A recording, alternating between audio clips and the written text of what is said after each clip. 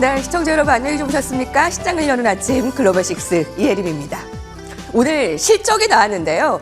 룰루레몬과 페덱스, 나이키의 실적입니다. 자, 먼저 룰루레몬의 실적이 나쁘지 않았는데 매출액이 컨센서스보다 발표치가 더 양호하게 나왔는데 1분기 가이던스가 향후 전망치가 좋지 않게 나오면서 지금 애프터마켓에서 10% 이상 하락을 나타내고 있고요. 다음은 페덱스입니다. 좋은 실적을 냈습니다. 거기다 50억 달러 자사주 매입을 결정하면서 좋은 지금 애프터마켓의 두 자릿수의 상승을 나타내고 있습니다. 나이키의 실적 발표도 나쁘지 않았는데요. 자, 이렇게 나이키, 페덱스, 룰루레몬의 오늘 실적 나온 이후에 주가 엇갈리는 부분도 확인하셔야 되겠습니다. 자, 페덱스는 지금 시간 외에서 급등 흐름 두 자릿수의 상승, 룰루레몬은 두 자릿수의 급락 확인하시기 바랍니다. FOMC 이후에 아시아 증시가 전 세계 환호를 나타냈습니다. 뉴욕 증시 3대 지수는 물론 금값도 최고치, 어제 대만 가권 지수가 사상 최고치고요. 일본 니케이 지수도 17거래일 만에 다시 사상 최고치 흐름이었습니다. 뿐만 아니라 국내 시장은 아주 활황의 대형주 장세에 2%대 코스피 지수의 상승이 너무나 반가웠죠. 자, 다우지수, S&P, 나스닥 모두 다 상승을 이어갔습니다. 간밤에는 제조업 PMI가 52.5로 예상치를 상회하는 모습을 나타내면서 또 한 번의 우호적인 지표를 확인했는데요. 자, 자세한 이야기 김태수 외신위원과 만나보도록 하겠습니다. 안녕하십니까? 네, 안녕하세요. 네, 이번 주에 뉴욕 증시 계속 좋은 모습인데 오늘은 어떤 특징이 있었을까요? 네, 시장은 이제 금리 인하 횟수가 축소될 수도 있다라는 불안감에서 어제 완전히 벗어나는 모습이었고 투자자들이 좀 안도하는 모습이었습니다. 금리 인하가 6월 달로 지연될 거다라는 그런 좀 불안한 그런 얘기도 있지만 그래도 그런 부분들을 모두 이렇게 받아들이면서 좀 기업들의 수익이라든가 인공지능 시장에 더 집중하는 모습을 보이고 있습니다.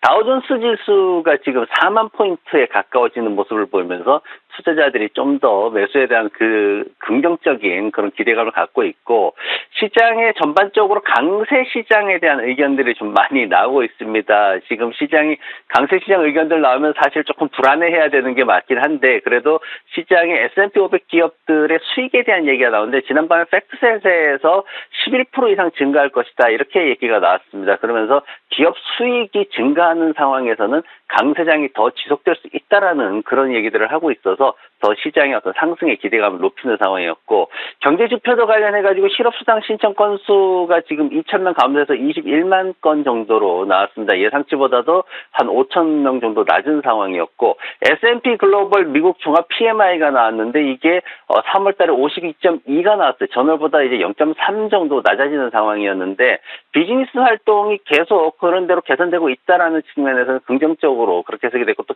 특히나 이제 제조업 쪽에서는 2022년 5월 이후에 가장 많이 증가했다 이렇게 나오면서 또 긍정적이었습니다. 다만 이제 서비스 부문 활동 증가가 확장 국면에 있긴 하지만 그래도 2개월 연속해서 둔화되는 모습을 보여가지고 이 서비스 분야에 있어가지고 조금 좀 지켜봐야 되는 그런 상황입니다. 기존 주택 매매에 대한 얘기가 나왔는데 예상치 않게 9.5%나 급증을 했습니다. 원래는 이게 시장에서는 그렇게까지 기대를 하지 않았는데 주택 쪽 시장이 굉장히 빠르게 상승하는 그런 모습을 보이고 있습니다. 홈디포를 비롯해서 로스라든가 알하우스라든가 플로앤데코라든가 이런 기업들이 상승하는 모습을 보였고 특히 로스 같은 경우에는 어제부터 증권사들이 홈디포보다 오히려 로스가 낫다 이렇게 또 얘기를 하면서 주가가 조금 더 한 3% 정도 상승하는 모습을 보였습니다.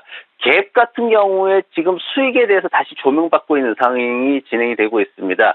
4개 분기 모두 예상치를 뛰어넘는 그런 수익을 보여줬는데 지금 EPS 같은 경우에는 지난 4분기에 145%나 상승을 했습니다. 그리고 앞으로 이제 1분기 실적 발표해야 되는데 EPS도 지금 지난 전년 동기 때 적자였는데 이게 이제 한 12센트 정도 흑자로 나올 것이다 그래가지고 또 기대감을 높이는 상황이고 주가가 지난 2주간 40%나 급등을 했어요. 그리고 지난해 5월 이후에 주가가 4배나 급등하는 그런 모습을 보였습니다.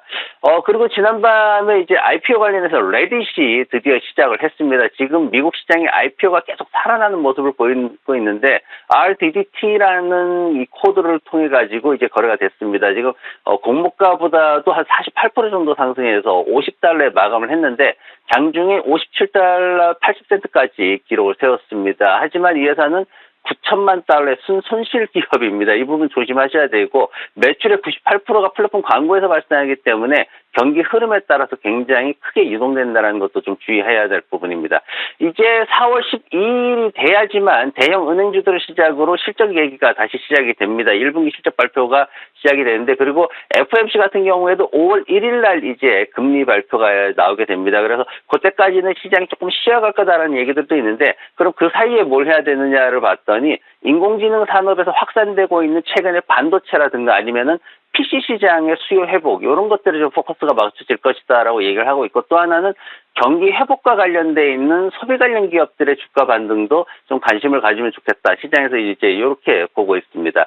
그리고 지난밤에 컨퍼런스 보드에서 이제 경기 선행 지수를 발표를 했어요. 사실 경기 선행 지수가 한때는 굉장히 중요한 경제 지표로 작용을 했는데 최근에는 이 시장 주식 시장의 흐름과 좀 맞지 않다 보니까 조금 외면되는 모습을 보이고 있습니다. 지금 보면은 2월 달에 0.1% 상승해서 102.8을 기록을 했습니다. 어쨌든 경기는 아직까지는 살아있는 모습을 보이고 있고, 최근 6개월 동안 이제 경기 흐름이 2.6% 감소했는데, 그래도 그 전 6개월보다는 감소폭이 둔화됐기 때문에 그런 부분에서 좀 긍정적으로 평가가 됐습니다. 그래서 제조업이라든가 주택 건설 부문에서 강세가 이루어져서 좀 그래도 상승을 하고 있다. 그렇게 얘기를 했고, 다만 이제 시장에서 앞으로 진행될 6개월이나 12개월 성장률에 대해서는 좀 부진한 그런 모습을 보이고 있습니다. 지금 GDP 성장률이 좀 둔화될 것이다. 이렇게 얘기를 하고 있어서 기존에는 증권사나 기관에서 나오고 있는 경제 전망하고는 좀 차이가 있는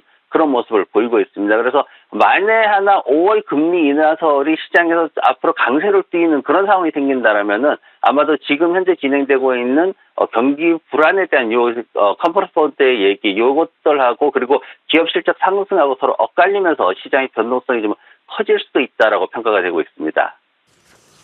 네, 자, 지표들 참 놀라울 정도로 좋은 상황을 나타내면서 뉴욕 증시 3대 지수 모두 상승 흐름을 나타냈고요.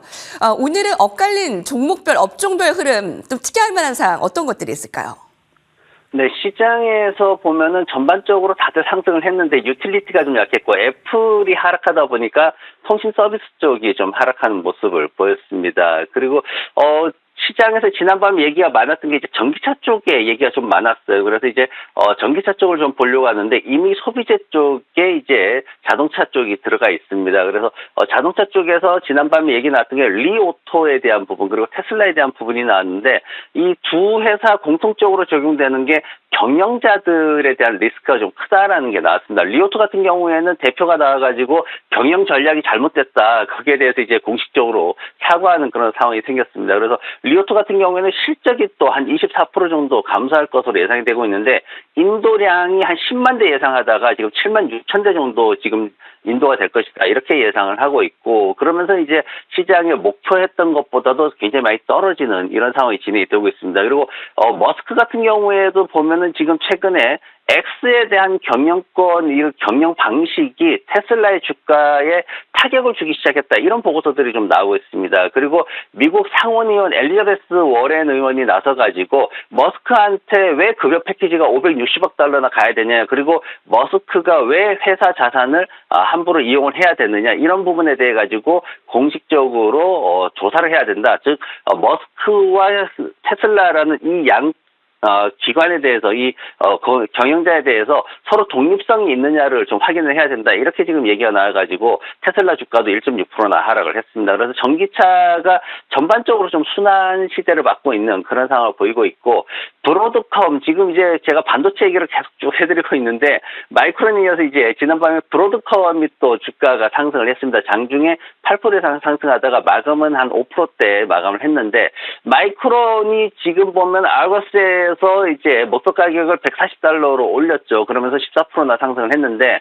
브로드컴 같은 경우에도 지금 성장 잠재력이 굉장히 크다라고 나왔습니다. 뭐냐면은 VMware라는 회사를 인수를 하면서 이제 인공지능 쪽으로 본격적으로 진출을 했는데 매출이 34%나 늘어나는 그런 효과를 보였습니다. 이제 시작에 불과하다라고 평가를 하면서 브로드컴에 대해 가지고 버클리에서 1,405달러까지 목표 가격을 올리는 모습을 보였습니다. 그러면서 이제 TD 쪽에서도 나온 얘기가 $1,500까지 목표 가격을 올리면서 앞으로 더 성장할 수 있다. 이렇게 얘기를 했습니다. 그래서 인공지능 쪽하고 이제 반도체 쪽하고 이렇게 서로 맞물리면서 시장에서는 그런 기대감이 더 커지는 모습이었고요.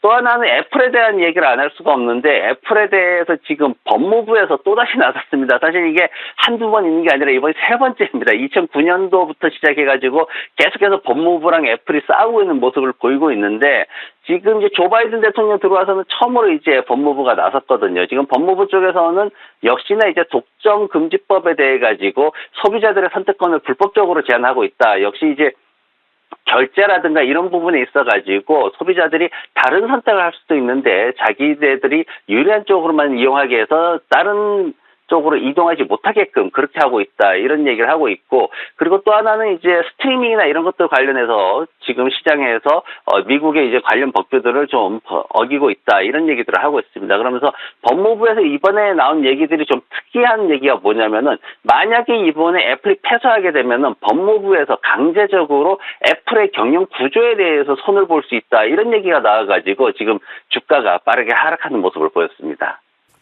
네. 자, 계속해서 미국의 법무부와 애플의 그 관련 갈등이 고조되고 있습니다. 간밤에 정규 시장에서 애플이 4%대 급락을 나타냈습니다. 이 부분도 꼭 체크하시기 바랄게요. 김태수 외신위원과 함께 했습니다. 감사합니다.